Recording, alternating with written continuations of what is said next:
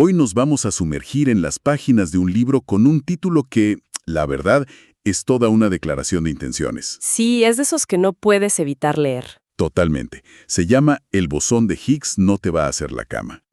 Un título genial. Nuestra fuente son varios extractos de esta obra del físico y gran divulgador Javier Santaolalla. Y nuestra misión hoy es desentrañar cómo intenta hacer algo que parece casi imposible. ¿Qué sería? Pues rescatar la física de las aulas, de esa imagen de fórmulas aburridas en un pizarrón, para devolvérnosle como lo que es en realidad. Una aventura humana. Exacto, una aventura llena de curiosidad, de historias increíbles y de revoluciones que, bueno, literalmente cambiaron nuestra forma de ver el universo. Sí, y el autor insiste mucho en esa palabra, aventura. Porque, a ver, su punto de partida es una crítica muy directa a cómo se suele enseñar la ciencia, como algo ya muerto, ¿no? Como un manual de instrucciones. Justo. Se presenta como un mapa ya terminado, un conjunto de hechos que hay que memorizar para un examen. Pero Santaolalla cuenta en el libro que esa visión casi lo hace abandonar la física. ¿En serio? Sí, sí.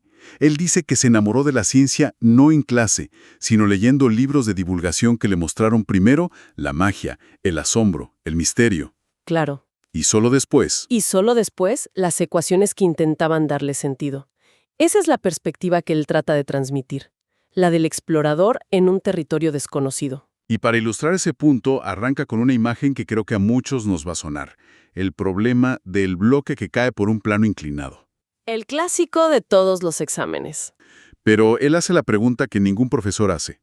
Oye, ¿y quién tira ese bloque? Y la respuesta que da el libro es fascinante. Quien tira ese bloque, simbólicamente, es Galileo Galilei. Ah, claro. Y no lo hace para fastidiar a futuros estudiantes, sino para desafiar 2000 años de pensamiento aristotélico.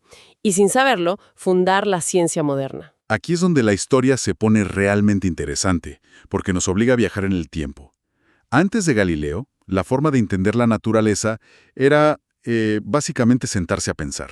Pura razón, sin experimentos. Pura razón. La filosofía de Aristóteles dominaba todo.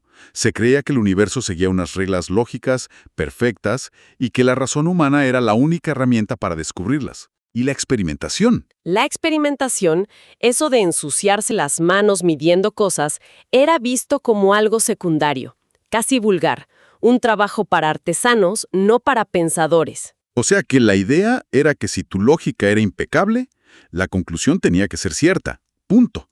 Sin necesidad de comprobarla en el mundo real. Exacto. Y una de esas conclusiones de Aristóteles era que los objetos más pesados caen más rápido que los ligeros. Que a ver, parece lógico, ¿no? Si piensas en una bola de cañón y una pluma, es obvio. Claro, la intuición te dice eso. Y durante 2 milenios esa fue la verdad aceptada. Una verdad de sillón. Pero entonces llega Galileo. El libro relata la famosa anécdota que quizá es más leyenda que realidad, pero como imagen es potentísima. ¿La de la Torre de Pisa? Esa misma. Imagina la escena. Galileo subiéndose a lo alto de la torre. Una multitud de profesores y estudiantes abajo. Todos escépticos. Me lo imagino. Y él allá arriba, con 2 esferas de distinto peso. Las deja caer y... Ambas golpean el suelo prácticamente a la vez. Con un solo gesto, destroza una idea de siglos. Y el libro añade un detalle clave. Usó bolas de similar forma, para que la resistencia del aire no afectara el resultado. Ya pensaba como un experimentador moderno. Totalmente. Pero el libro deja claro que, más allá de esa anécdota, su verdadero golpe de genio, su trabajo más riguroso, fue con el plano inclinado.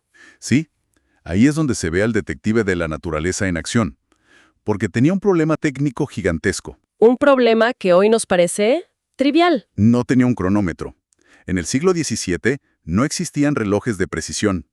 Y la caída libre es un evento increíblemente rápido. Imposible de medir con un reloj de arena. ¡Imposible! Iba a cometer más error en la medida que el propio fenómeno. Y aquí es donde su creatividad explota. Si no puedes medir algo rápido, ¿qué haces? Pues lo haces más lento. Exacto. Una idea que suena tan contraintuitiva. Es que lo es. ¿Cómo se le ocurre a alguien ralentizar la gravedad? A mí me parece un salto de genio absoluto. Lo es. Se dio cuenta de que la gravedad como fuerza es constante, pero su efecto se puede diluir. Al hacer rodar una bola por un plano con una inclinación muy, muy suave, Sí. la fuerza que la acelera es solo una pequeña parte de la gravedad total. Eso es. El movimiento es mucho más lento, más controlable. El plano inclinado fue, en esencia, la primera máquina del tiempo de la física, una herramienta para estirar los segundos. Y para medir esos segundos estirados, los métodos que usaba son increíbles. El libro cuenta que usaba un reloj de agua. Sí, un gran cubo con un agujerito. Medía el tiempo pesando el agua que había salido. Pero el otro método, el de laúd, me vuela la cabeza. O sea, usaba la música. Fíjate, su padre era un famoso laudista y él tenía un oído musical muy entrenado. Tocaba el laúd para marcar un ritmo constante. Era su metrónomo del siglo XVII. Piénsalo. Un científico en el 1600, con un listón de madera, una bola de bronce, un cubo con agua y un laúd, a punto de cambiar la historia del pensamiento humano. Y con ese montaje, midió y descubrió la ley fundamental del movimiento, que la distancia es proporcional al cuadrado del tiempo. La famosa fórmula que todos estudiamos. Pero el libro insiste, y creo que es la conclusión clave de este capítulo, que la fórmula es casi lo de menos. Claro, el verdadero cambio fue filosófico. Fue un golpe de estado a la forma de conocer. Galileo estaba diciendo, sus hermosos argumentos, señores, no valen nada si la naturaleza dice lo contrario. Eso debió ser aterrador para el poder establecido. Demolió la idea de que la razón era el juez supremo. Y la convirtió en una herramienta para hacer preguntas. Exacto. El árbitro final, el que tiene la última palabra, pasó a ser el experimento. Y ese es el pilar de toda la ciencia moderna. Y todo empezó con una bola rodando por una rampa. Increíble, ¿no? Entonces, Galileo establece este nuevo método. Observa, experimenta, mide. Y ese método, durante los siguientes siglos, provoca una explosión de descubrimientos. Newton, Maxwell, Einstein, cada uno añadiendo una pieza crucial al rompecabezas. Lo que nos lleva, y así lo presenta el libro, a la máxima expresión de ese método, el modelo estándar de la física de partículas. Así es.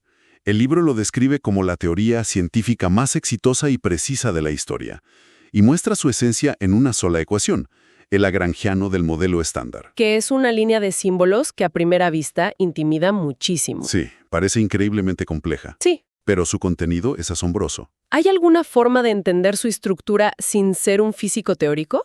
¿Es como una receta? Esa es una excelente manera de verlo. Puedes pensar en ese lagrangiano como la receta definitiva del universo. Tiene una lista de ingredientes. Las partículas. Eso es, los fermiones que forman la materia. Quarks y leptones como el electrón. Luego vienen las instrucciones. ¿Cómo interactúan esos ingredientes? Esas son las fuerzas. Y las fuerzas también tienen sus partículas, ¿no? Exacto. Son transmitidas por los bosones. El fotón para el electromagnetismo, los gluones para la fuerza fuerte y los bosones W y Z para la fuerza débil. Y aquí es donde el libro nos lleva al origen de su título.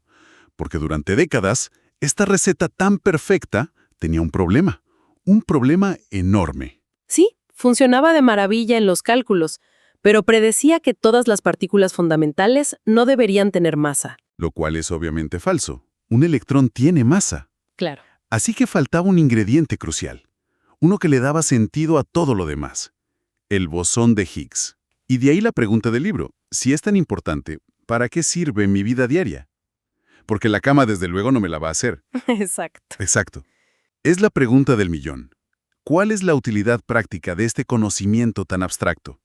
Y para explicarlo, el libro usa una analogía que es sencillamente genial. A ver, cuéntala. Imagina que estás en una fiesta muy concurrida, en una sala grande llena de gente, digamos de la prensa. Si por la puerta entra una persona completamente desconocida, puede cruzar la sala sin que nadie le haga caso. Se mueve libremente, sin resistencia. Vale, entiendo. Ahora imagina que por esa misma puerta entra una celebridad de fama mundial. El autor usa el ejemplo del futbolista Piqué. Ok. En cuanto pone un pie en la sala, toda la multitud se arremolina a su alrededor. Le piden fotos, autógrafos. A Piqué le va a costar muchísimo más trabajo moverse por esa sala. Va a sentir una enorme resistencia por parte de la multitud. Justo. Para acelerar, para frenar, para cambiar de dirección, le costará mucho. Es una analogía fantástica. Ya me estoy imaginando a un electrón como esa persona desconocida y a un quark top, que es pesadísimo, como la celebridad máxima. Exactamente esa es la idea. En esta analogía, la multitud de invitados es el campo de Higgs, un campo de energía invisible que llena todo el universo. Y las partículas al moverse interactúan con ese campo. Eso es. Las que interactúan muy poco, como el fotón, son como la persona desconocida. No adquieren masa, viajan a la máxima velocidad. Las que interactúan muchísimo, como el quark top, son como Piqué. Adquieren una masa enorme. O sea que la masa no es una propiedad intrínseca de las partículas, Sino el resultado de su popularidad o su fricción con este campo de Higgs. Entonces, el descubrimiento del bosón de Higgs en el CERN, en 2012, fue la confirmación espectacular de que esta idea era correcta. Fue la pieza que faltaba en la receta. Uno podría pensar, como dijo Lord Kelvin, que la física ya está básicamente acabada. Pero el libro deja muy claro que esto no es el final. Es el final de un capítulo, que el modelo estándar, a pesar de su éxito, es una teoría gloriosamente incompleta. Y aquí es donde la aventura se vuelve a poner emocionante, porque plantea la pregunta clave: ¿qué es lo que falta? Y faltan cosas, grandes, gigantescas. Para empezar, el más obvio, no incluye la gravedad. La fuerza más familiar para nosotros, la que nos mantiene pegados a la silla, no tiene lugar en esta receta. Luego está la materia oscura. Exacto. Vemos que las galaxias giran tan rápido que deberían haberse desintegrado. La única explicación es que hay una cantidad enorme de masa invisible, una materia oscura, de la que el modelo estándar no dice ni una palabra. Y no solo eso, también está la energía oscura, que está acelerando la expansión del universo. Y hay otra pregunta que menciona el libro que a mí me parece alucinante. La de la antimateria, ¿verdad? Esa misma. Según nuestras teorías, en el Big Bang se tuvo que crear la misma cantidad de materia que de antimateria. Deberían haberse aniquilado mutuamente, dejando un universo lleno solo de luz, de energía. Pero aquí estamos, las estrellas, los planetas, nosotros. Todo es materia. ¿Dónde se fue toda la antimateria? Es un misterio enorme. Y el modelo estándar no lo explica. Por eso, el descubrimiento del Higgs no fue un punto final. Fue el comienzo de una nueva era de preguntas. Ahora lo que hacen es estudiarlo a fondo. Claro, en el CERN lo están fabricando por miles para estudiarlo con una precisión increíble. Y las preguntas son: ¿es este el único tipo de bosón de Higgs que existe? ¿Se comporta exactamente como predice la teoría? Porque cualquier pequeña desviación, Cualquier mínima desviación de lo previsto no sería un error, sería una grieta, una pista que nos señalaría el camino hacia una física completamente nueva. en resumen, lo que nos deja la lectura de estos extractos de El bosón de Higgs no te va a hacer la cama, es una invitación a cambiar nuestra perspectiva. Sí, a ver la física no como un conjunto de hechos fríos en un libro de texto, sino como lo que es, una historia profundamente humana. Una saga de curiosidad, de ingenio para medir y lo imposible con un laúd, y de una valentía tremenda para cuestionar verdades de 2000 años. El mensaje final que parece transmitir el autor es que esa curiosidad es el motor irreemplazable de la ciencia. Hacerse preguntas, sobre todo las que parecen infantiles o absurdas. Como la de Einstein. ¿Qué pasaría si pudiera viajar montado en un rayo de luz? Esa misma. Esa pregunta lo llevó a la relatividad. El libro concluye que la próxima gran revolución en la física no vendrá necesariamente de un gran laboratorio. Sino de la mente de cualquiera que se atreva a hacer una pregunta que nadie más ha hecho. La ciencia no es un libro cerrado, es una conversación que sigue abierta, y todos estamos invitados. Y para cerrar, el libro menciona un principio de la física de partículas que es fascinante y un poco vertiginoso. ¿El de Maury Gell-Mann? Todo lo que no está prohibido es obligatorio. Es una idea potentísima. Significa que si las leyes fundamentales de la física, las ecuaciones, permiten que un fenómeno pueda existir, por muy extraño que nos parezca, Entonces es casi seguro que ese fenómeno existe en alguna parte del cosmos. No es una opción, es una inevitabilidad. Y esto nos deja con una pregunta final para reflexionar. ¿Qué realidades extrañas, qué partículas, fuerzas o incluso dimensiones que hoy nos suenan a pura ciencia ficción están ya permitidas por nuestras ecuaciones, esperando en silencio simplemente a que el próximo Galileo construya el experimento adecuado para descubrirlas?